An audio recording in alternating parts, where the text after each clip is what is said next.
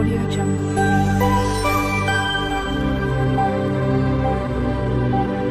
Audio Jungle. নমস্কার বন্ধুরা, আপনারা কেমন আছেন? শীতের টাটকা টাটকা সবজি দিয়ে আজকে চিকেনের একদম পাতলা ঝোল করব, একদম কম মশলা দিয়ে চিকেনের পাতলা ঝোল।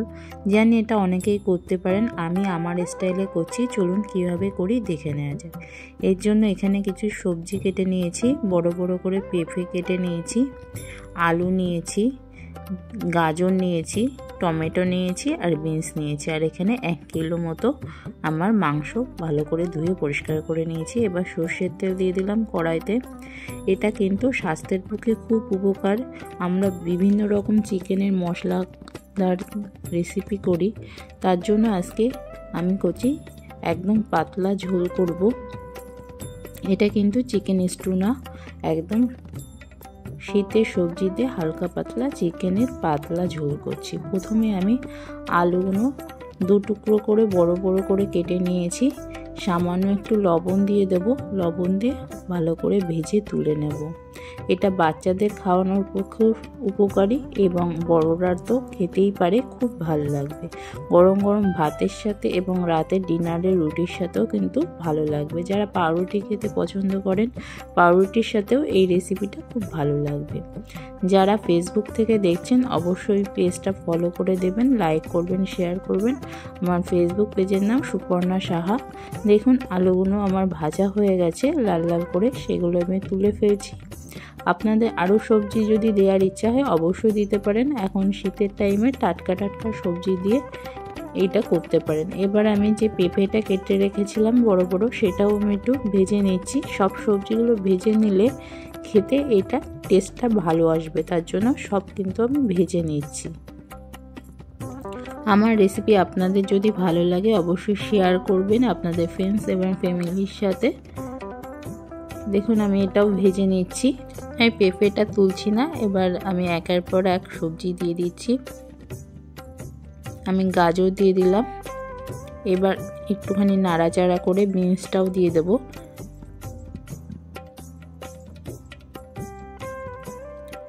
এখন শীতের তো সবজি টাটকা টাটকা দেখলে খেতে ইচ্ছে করে।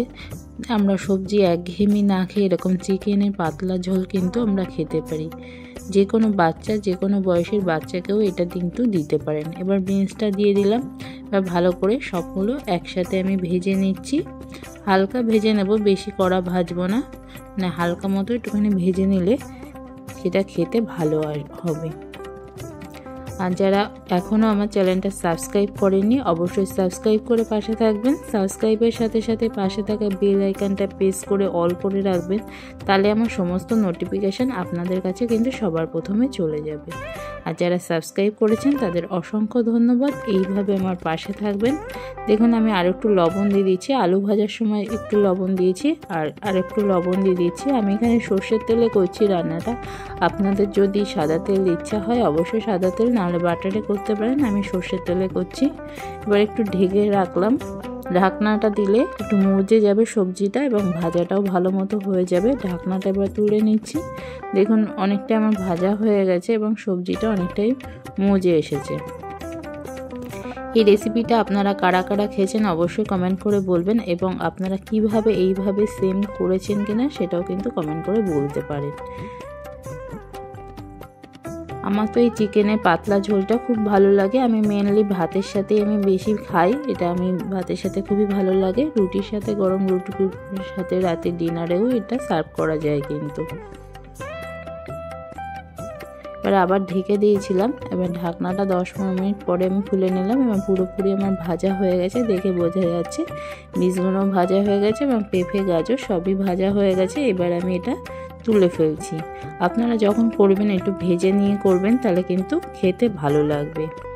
সবসময় তো রিচ খাওয়া ভালো লাগে না, একটু হালকা পাতলা এরকম চিকেনের পাতলা ঝোল খেতে কিন্তু আমরা খুবই ভালোবাসবো। একবার হলেও বাড়িতে করে দেখবেন, ভালো লাগবে এবং স্বাস্থ্যের পক্ষেও খুবই উপকারী। স্বাস্থ্যের দিক থেকে দেখলে আমরা খুবই কিন্তু রিচ খাওয়া খাই, তার জন্য এই শীতের টাইমে বিভিন্ন রকম বাজারে টাটকা টাটকা সবজি ওঠে, তখন কিন্তু আমরা এই রান্নাটা করে খেতেই পারি। এবার একটা মশলা করে নিয়েছি। আমি এখানে লাল লাল কাঁচা লঙ্কা নিয়েছি, এখানে কিন্তু শুকনো লঙ্কা ইউজ করছি না, কাঁচা লঙ্কা। এবার আমি দুটো পেঁয়াজ নিয়েছি, বড় পেঁয়াজ, এবং আদা এবং রসুন। দুটো পেঁয়াজ আমি বড় কেটে নিয়েছি, এই পেস্টটা করে নিয়েছি। এবার একটু তেল দিয়ে দিয়েছি, গোটা গরম মশলা, দারচিনি, এলাচ, লবঙ্গ দিয়েছি, সামান্য একটু জিরে আর দুটো তেজপাতা। ভালো করে ফোড়নটা গন্ধ উঠলে 5-6 সেকেন্ড একটুখানি ভেজে নিয়েছি। ভালো গন্ধ উঠলে তারপরে যে পেস্টটা আমি করে রেখেছি, আদা, রসুন, পেঁয়াজ এবং কাঁচা লঙ্কা, সেটা আমি দিয়ে দিলাম। আমি এখানে লাল লঙ্কা ইউজ করছি কালারের জন্য, আপনারা কাঁচা লঙ্কাও দিতে পারেন। আমি কাঁচা লঙ্কা লাল যেগুলো পেকে গেছে সেই লঙ্কাগুলো ইউজ করলাম। ভালো করে এবার কষিয়ে নেব, যতক্ষণ না কাঁচা গন্ধ না যায় ততক্ষণ একটু কষিয়ে নিয়েছি। যে কোনো রান্নায় মশলাটা একটু কষিয়ে নিলে তার টেস্টটা কিন্তু ভালো আসে। এবার দেখুন আমি যে মাংসটা ধুয়ে রেখেছিলাম, ভালো করে ধুয়ে জল ঝরিয়ে রেখেছিলাম, সেই কাঁচা মাংসটা এবার দিয়ে দিচ্ছি মশলার সাথে কষানোর জন্য। যারা এখনও এই রেসিপিটা ট্রাই করেননি অবশ্যই করবেন, এবং স্বাস্থ্যের কথা মনে রেখে এই রেসিপিটা ট্রাই করলে কিন্তু খুবই ভালো হবে। এখন বিভিন্ন রোগে আমরা আক্রান্ত, কোলেস্ট্রল তো এখন ঘরে ঘরেই, এই তেল মশলা খেয়ে খেয়ে কিন্তু হয়েছে। তার জন্য আপনারা হ্যাঁ খাবেন না কেন, মশলাদার খাবার তো খেতেই হবে, তার সাথে সাথে স্বাস্থ্যের দিক থেকে খেয়াল করে অবশ্যই আমরা মাঝে মাঝে এই রেসিপিগুলোও খেতে পারি। এবার আমি একটা গোটা রসুন দিয়ে দিলাম। রসুনটা আপনাদের পছন্দ হলে দেবেন, আমি একটুখানি মাংস হলে একটু গোটা রসুনটা দিই, আমাদের ভালো লাগে, তার জন্য একটু রঙের জন্য কাশ্মীরি লঙ্কা লবণ আর হলুদ দিয়ে দিচ্ছি। পছন্দ না হয় অবশ্যই আবার সবকিছু ভালো কালারের জন্য দিয়েছি।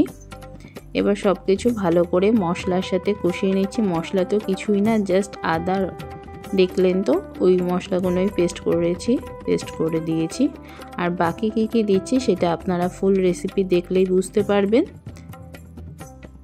স্কিপ করে ভিডিওটা দেখবেন না, একদম পুরোপুরি ভিডিওটা দেখবেন, তাহলেই বুঝতে পারবেন আমি কী কী দিয়েছি।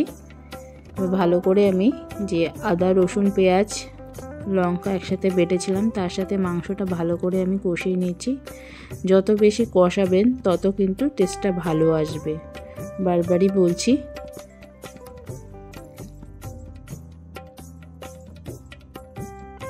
আমি আবার ঢেকে দিচ্ছি, ঢাকনাটা দিয়ে বারবার এরকম 10-15 মিনিট পরে পরে ঢাকনাটা উঠিয়ে দিয়ে ভালো করে কষিয়ে নেব, তাতে মশলাটাও কষানো হয়ে যাবে এবং চিকেন থেকে যে জলটা বেরোবে তাতেও কিন্তু চিকেনটা একটু সেদ্ধ হয়ে যায়।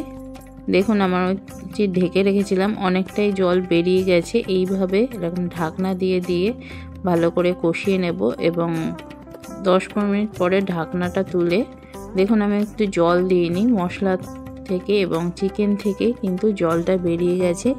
এইভাবে চিকেন করলে কিন্তু টেস্টটা খুব ভালো আসবে। আমি আবার ঢেকে দেবো, আমি একটু নাড়িয়ে নিয়েছি, এবার আবার ঢেকে দিচ্ছি। ঢাকনাটা খুলে নিয়েছি, দেখুন এবং ভেজে রাখা সবজিগুলো দিয়ে আবার কষাচ্ছে। চিকেনটা একটু কষিয়ে নিয়েছি, এবার ভেজে রেখেছিলাম যে সবজিগুলো সেইগুলো দিয়ে সব কিছু একসাথে কষিয়ে নেব, তাতে সবজির ভিতরেও মশলা লবণ হলুদটা ঢুকে যাবে, লবণটা ঢুকে যাবে এবং এর টেস্টটা কিন্তু ভালো আসবে। তার জন্য সবজিগুলো দিয়ে দিচ্ছি, এবার সবজির সাথে সব কিছু আমি ভালো করে কষিয়ে নিচ্ছি, বারবার করে একটুখানি নাড়িয়ে দিয়ে ঢেকে রাখবো।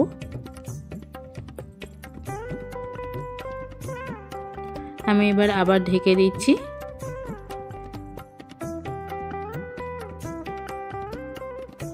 দেখুন কতটা আমার জল বেরিয়ে গেছে, সবজি থেকে জল বেরিয়েছে এবং চিকেন থেকে জল বেরিয়েছে। এটা এখনও বলছি যারা খাননি, এই শীতের টাইমে বাজারে টাটকা টাটকা সবজি দিয়ে কিন্তু করতেই পারেন। আপনারা যে যে সবজি পছন্দ করেন সব সবজি কিন্তু দিতে পারেন। দেখুন ভালো করে আমার কষানো হয়ে গেছে। এবার লাস্টে আমি টমেটোটা দিচ্ছি, কারণ অনেক সময় টমেটো দিলে কিন্তু তাড়াতাড়ি গলে যায় এবং টমেটো দিলে অনেক সময় সেদ্ধ হতে দেরি হয়, তার জন্য টমেটোটা আমি লাস্টে দিয়েছি। আমি এখানে একটা টমেটো ইউজ করেছি, আপনাদের টমেটোর ভাগ বেশি ইউজ করতেই পারেন। আমি একটা টমেটো বিচিটা ছাড়িয়ে তারপরে আমি টমেটোটা ইউজ করেছি। অনেক সময় বিচি খেলে ইউরিক অ্যাসিডটা বাড়ে, তার জন্য আমি টমেটোর বিচিটা ছাড়িয়ে নিয়ে আমি যে সব রান্নাতে কাঁচা লঙ্কা দিয়েছি, এটা ঝাল হবে না যা করি, কাঁচা লঙ্কা ভালো করে আমার কষানো হয়, তার জন্য কাঁচা লঙ্কা হয়ে গেছিলাম। এবার আমি গরম জল দিয়ে দিলাম। আপনারা এখানে গরম জলটা ইউজ করবেন, তাতে টেস্টটা খুব ভালো আসবে এবং এতে তাড়াতাড়ি রান্নাটাও হয়ে যায়। ভালো করে যে জলটা দিয়েছি ভালো করে একটুখানি মিশিয়ে নিচ্ছি। আমি এখনও আপাতত কিছু মশলাই দিইনি, জাস্ট ওই মশলাগুলো ইউজ করেছি। দেখুন আমার ভালো করে ফুটে উঠেছে। এইবার আমি দিলাম যে ধনের পাতা থাকে, ধনে পাতার যে শিকড় দিয়ে গোড়ার দিকটা, সেটা আমি দিয়েছি, পাতা দিইনি কিন্তু। এতে কিন্তু টেস্টটা খুব ভালো আসবে। আমি এখানে জিরে ধনে কিছু ইউজ করিনি, জাস্ট ধনে পাতার যে শিকড়টা আর গোড়াটা থাকে সেটা ভালো করে বারবার ধুয়ে নিয়ে সেটা কেটে আমি দিয়েছি, এখানে পাতা ইউজ করিনি। আমার অলরেডি কিন্তু মাংসটা হয়ে গেছে, তেলটাও কিন্তু আমি অল্প তেলই দিয়েছি, সেই তেলের কিন্তু সেপারেট হয়ে গেছে, তেলটা আমার পুরোপুরি হয়ে গেছে। কেমন হয়েছে দেখতে আপনারা যেমন দেখছেন কালারফুল, সেরকম খেতেও কিন্তু খুবই ভালো লাগবে। দেখুন আমি সার্ভ করে দিয়েছি। আমি এখানে গরম মশলাও ইউজ করিনি। কেমন হয়েছে অবশ্যই কমেন্ট করে বলবেন। যদি আমার রেসিপিটা আপনাদের এই পর্যন্ত, আগামী রোববার আপনাদের সাথে দেখা হবে।